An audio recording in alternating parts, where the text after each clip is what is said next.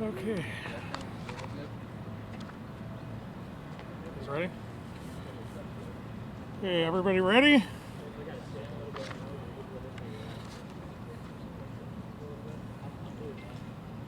Everybody set? Okay.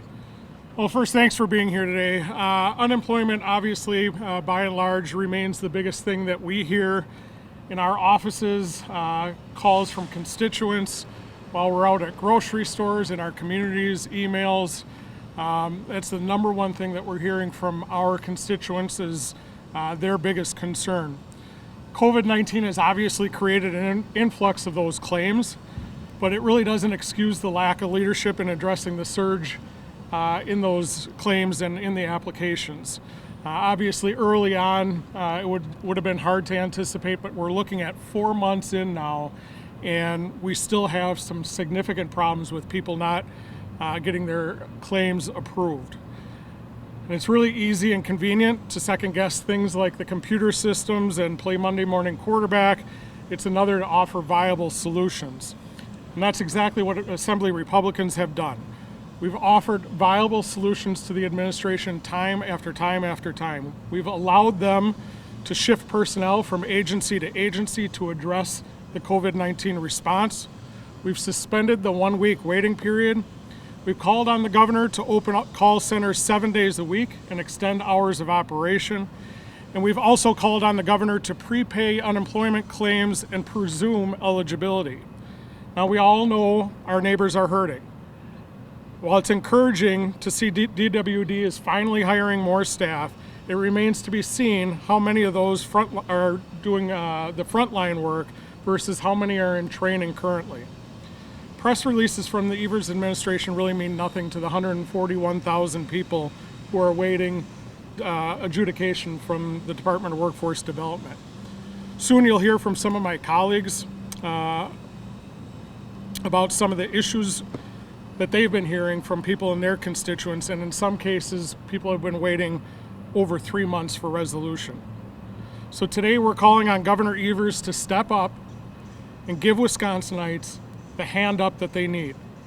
Currently, there's over $280 million left of Wisconsin's share of the CARES Act. So the question is, why is the governor not using that money to provide bridge loans to the folks that are waiting for their unemployment claims to be approved? We are proposing the administration set up a zero-interest forgivable bridge loan program to help those folks, the 141,000 individuals who continue to wait while the DWD flounders and tries to find solutions. Using these CARES Act dollars, we would pay the minimum weekly UI rate to help folks to make sure they can keep a roof over their heads and food on their family's table. According to the Fiscal Bureau, if $40 million were used of the $280 million remaining, more than 30,000 claimants would receive $327 per week for up to 4 weeks to help them bridge that gap.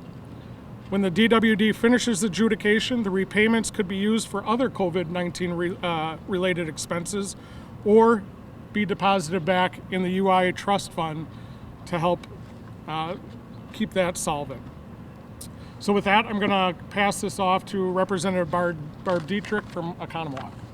Representative? Thank you. Thank you all for being here today.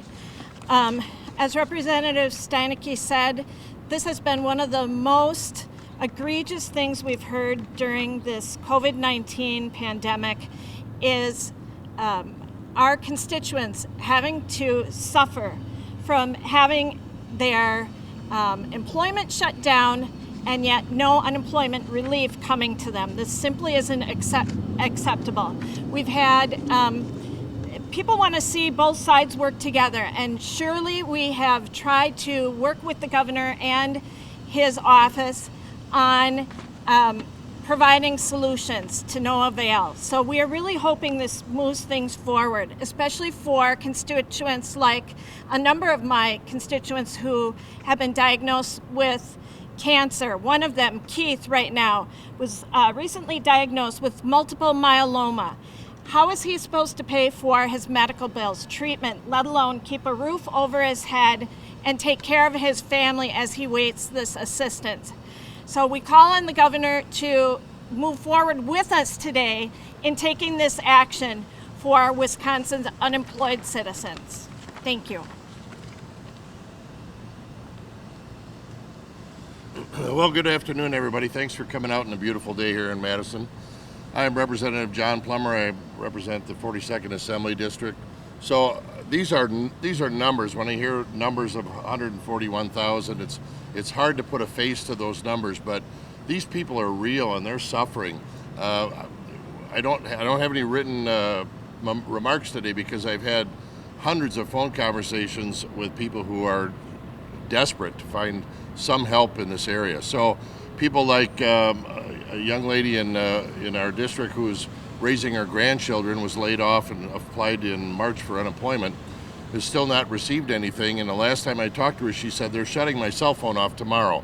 So I have no idea how I'm going to get a hold of you or anybody else. She said, I'm calling 800 times to DWD to get some kind of response, some kind of help. Give me an idea where I'm at, and nothing is returned. So these are the folks, these are real stories. These are people losing their homes, people that can't put food on the table, that can't pay their bills.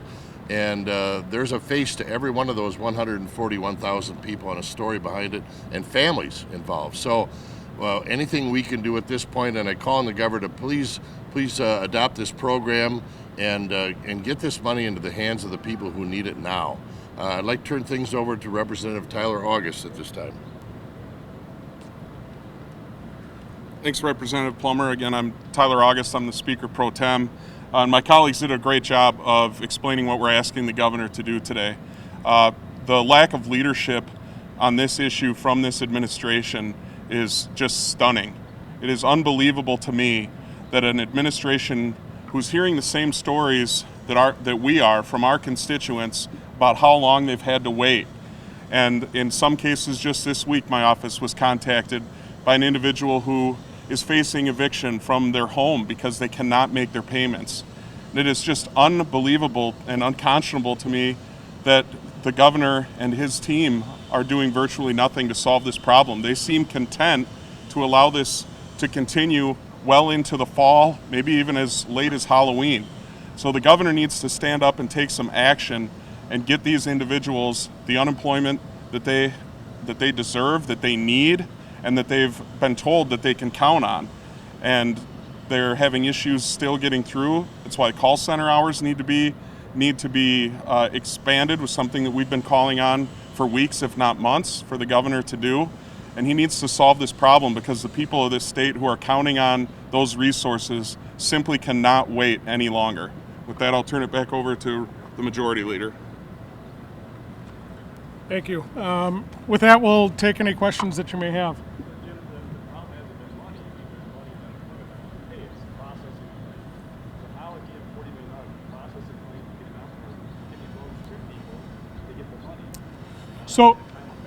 So we're not micromanaging the process and how this would happen. We would anticipate that a forgivable loan program like this would be set up through a different agency like DOR, or a different agency that could handle the processing those applications. So we obviously wouldn't want to complicate the DWD's time that they need for processing just the claims themselves.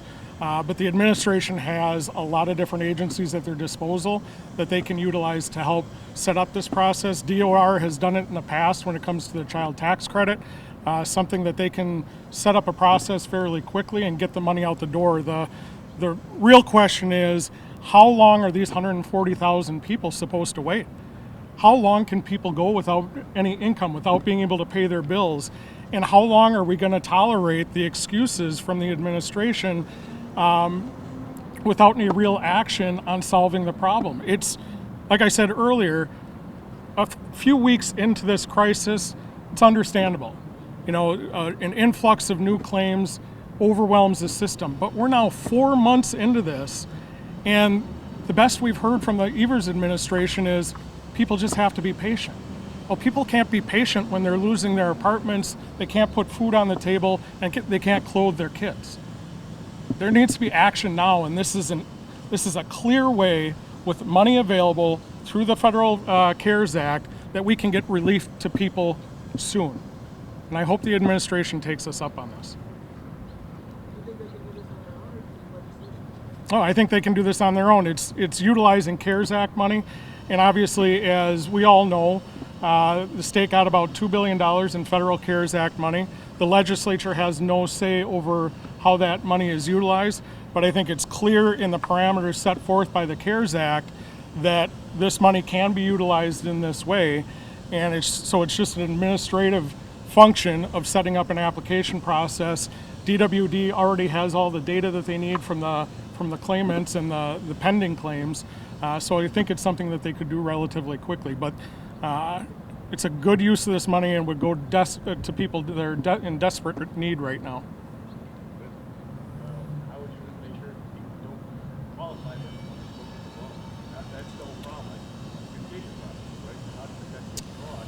Yes. So this would be set up again. You know, the details and how it's crafted would be left a little bit up to the administration. But one of the ways that we see it working is that those that are waiting for adjudication that applied for this program, this loan program, could apply for it if they were eventually granted the unemployment compensation and their claim went forward, then it would become a repayable loan.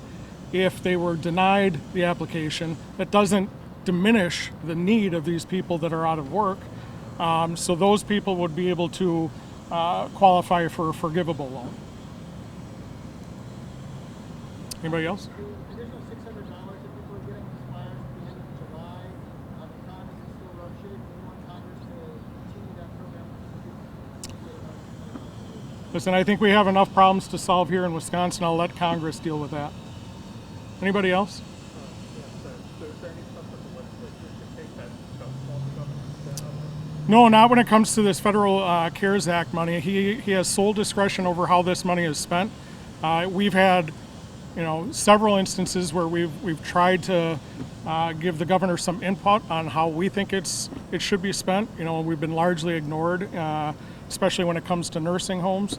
But I'm hoping, we all know that the administration, the East Wing, is being lit up with phone calls, just as our offices are, with people that are in desperate need of their claims to be processed. So I'm hoping that they will take this as the olive branch that we're extending to them as a way forward to help those 141,000 people start making their bills, because we're all hearing from these folks and how desperate they are right now. On an unrelated subject, do you have any response to the governor revising the 1994 project? No, I haven't heard anything about that. Oh, okay. Yeah. Okay, anybody else? The governor's putting in place a requirement to wear masks in state buildings, including the Capitol. What do you think of that idea? How's it responded? Yeah, I mean, that's something that we've always said that, when we originally were negotiating with the governor on how things should look in the state, we believe that things should be taken on a more regional or local approach. And if those are decisions that counties or local or state governments want to take, I think that's up to them. Thank you, guys. So you're okay with the? You saying January to I haven't seen any details on what he's proposing on that, so we'd have to take a look at it. Obviously, it's something that, again, we'd have to see exactly how far he goes before we comment on that. Thanks, everybody. Are you following the county rule that's just been put in for masks? Yeah, we've heard about that, and obviously, like we said, local approach is what we've been looking for all along. So I think that's where those decisions need to be made. What's that? You're following that? Yeah, I mean, we're in Dane County, so thank you.